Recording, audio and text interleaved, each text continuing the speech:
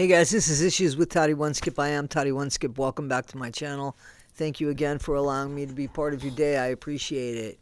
Guys, thank you for all the support you've given me. I have a burst of energy and I'm just so motivated over a few things that I find to be unjust and we just want to find answers for. So Kyle Brennan, you guys put him on my radar. So heartbreaking. Guy was 20 years old, maybe a couple months short of his 21st birthday. Let's talk a little bit about Kyle. But first, do you think it's right that anybody stands in the way of an investigation in regards to the death of a person? Most notably, the death of a child, because the mom wants to find out what happened so that she could go forward, so that she knows where to put this in her life, so she can heal. What church would want to be an obstacle in helping somebody heal after the devastation and loss of a child, of their child? That's my biggest question here for the Church of Scientology. If you are even innocent of any crime, that is something you are definitely not innocent of. And that we have proof of. How inhumane what a church, somebody with tax exemption, a church stands in the way and becomes an obstacle for a mother who's looking to find closure and the truth behind her child's death. Think about that. And I want you to keep that in the back of your mind the whole time as I tell you the story here of Kyle Brennan. Kyle died February 16th, 2007 by a single gunshot wound to the left side of his head with the trajectory going down. Kyle was right-handed. Okay, it's possible that that could have happened. Supposedly, they first said that there was a suicide note. When pressured for the suicide note, there no longer was a suicide note. Both of those things are true, but they can't be true. Why did they say that there was a suicide note? Did they not think that they'd be asked? Did they think there was a suicide note? Was there something laying there that looked like a suicide note? How ridiculous is this when it comes to police helping as well? And why is that the police seem to fail when they're in the pockets of Scientologists? Now, the police chief or the detective that was put on this case was somebody who was literally being paid by Scientology as a private security officer on the side.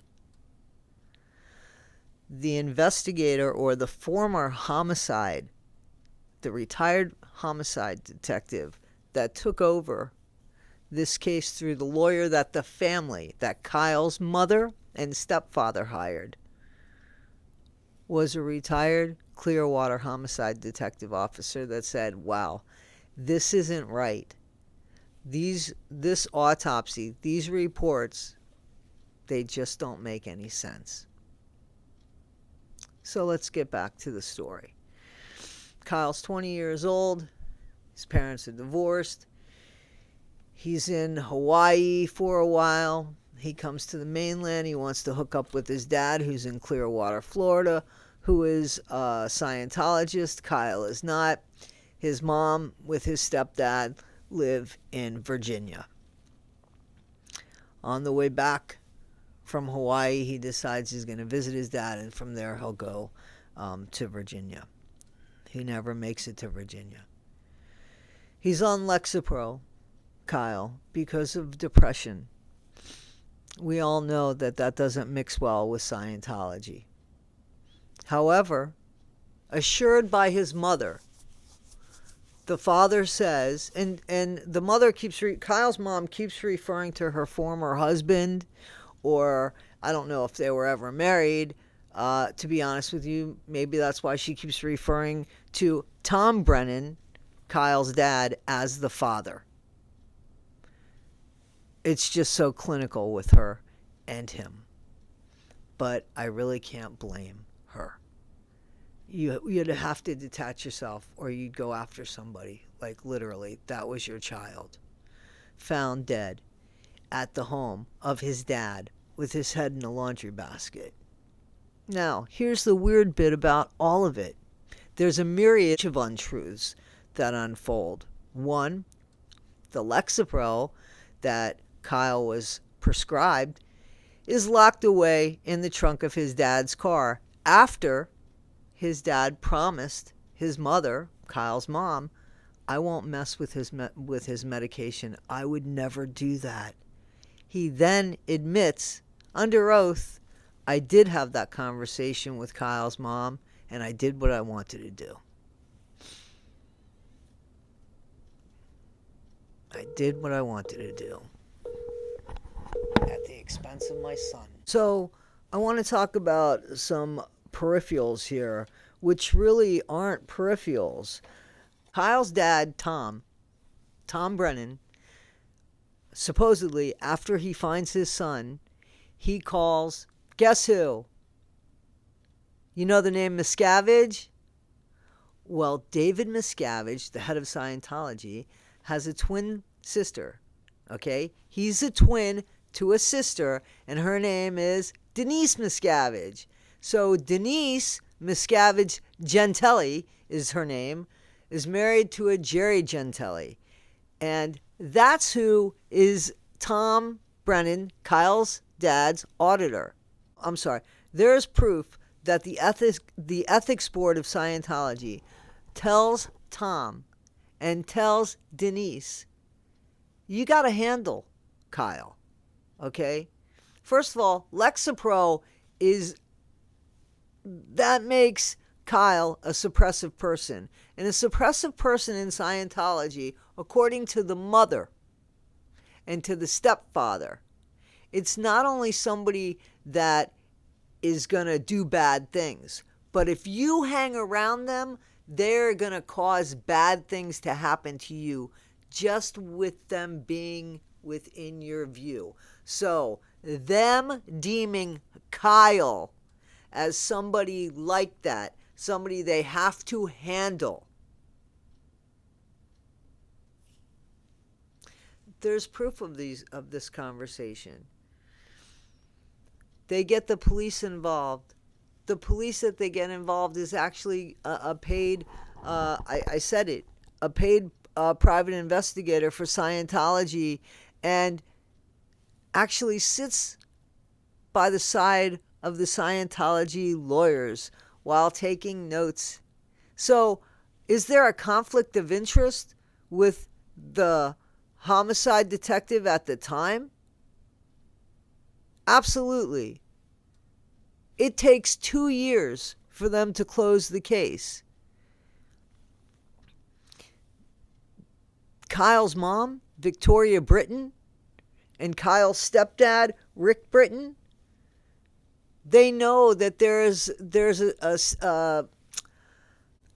only so much time that they have to go ahead and prosecute and bring charges against. And keeping the case open is not allowing them, the family members, to get involved and find out what's going on here. It is one thing after another, after another obstacle. How in the world does somebody say that there is a suicide when they find the gun and they check it for fingerprints, the gun is completely clean? Now, is that a Scientology magic trick or what? I'm being serious. How does a parent put closure? They checked 14 items of Kyle's, or that were around Kyle's. One of them was the gun. There were 4 bullets in his pocket. And that's another thing. Like, this gun wasn't an interest in being a gun per se. Like, Tom, the father of Kyle, he got the gun from his dad. It was more like an heirloom. It was a gift. There wasn't even bullets in the gun when asked the first time. The gun had been around for like a year at least, because Kyle's brother had seen the gun and had had asked about the gun. And the dad said, I don't even have bullets. It's there because, your grandfather gave it to me, basically, is what was said. Who bought the bullets for the gun? Kyle couldn't. He wasn't old enough. You have to be 21 to buy them. There's no help from the Church of Scientology to even help in a parent to close a case on a son.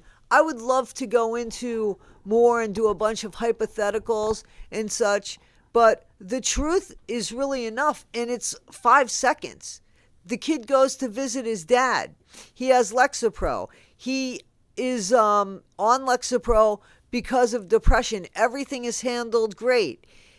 The Lexapro, after Kyle is found dead and shot, after being lied to about a suicide note, after not Tom Britton calling the police or an ambulance about his son, but calling David Miscavige's twin sister to come in and help with the son while Kyle's still alive at this point. It's believed to be that Kyle was still alive when they were deciding what to do. I mean, how does any of this even seem real, let alone church-like? These are questions. There's a lot of these deaths like this. I heard that Rabbit is going to go check into police reports and such like that. I jump on it. Get in there. Get anything you can if you can. I have a full-time job. I can only see what I can find online. I just want to bring attention.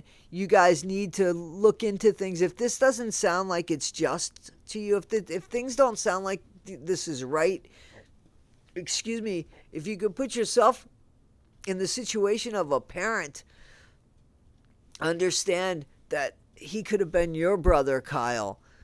He was 20 years old. He had a whole life to live. What happened? To go visit your dad, was there a fight about anything? It's very much like Lisa McPherson. There's a lot of things that we need to look into here. A lot of things. But I wanted to bring attention. Shelley Miscavige's mom, she died too. Guess how? Suicide. Guess how? Supposedly, a self-inflicted gunshot wound, but 4 or 5 times from a rifle. Something ain't right in Scientology land. How come we're only finding out about this stuff now? How come this stuff has been kept secret until now? What's going on? Because everything that happens in the dark comes out in the light. Guys, I'm getting a lot of information from you guys are pointing me in a bunch of directions, and while I'm being pointed in a bunch of different directions, I'm finding more and more things. Alonzo's blog, you guys have found Alonzo's blog. Keep sharing his stuff. He's got a lot to say, and I'm not sure that it's untrue. I think that there's a lot of truth there. I got this information from Doug. Actually, Doug had a video about Kyle Brennan. And so this information I got from Doug. There's also a Kyle Brennan site by his mom that has Kyle's story there as well. Guys, I'm going to put the links. I hope that you guys see what's going on here. I mean, there's more to it than people running around on the streets and yelling things, and there's more to it than people shouting out celebrities' names. There's some stuff here that's criminal. All right, guys, this is Issues with Toddy. One Skip, tell me what you think.